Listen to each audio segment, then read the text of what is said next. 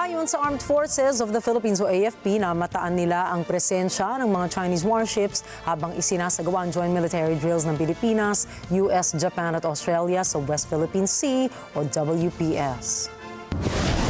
Sinabi ni AFP Public Affairs Office Chief Colonel Astercis Trinidad, matagumpay na natapos ang multilateral maritime cooperative activity noong Miyerkules, kahit na may presensya ng People's Liberation Army Navy vessels sa WPS. Nanatilian niya ang mga barko ng China sa malayong distansya at hindi nakialam sa maritime drills.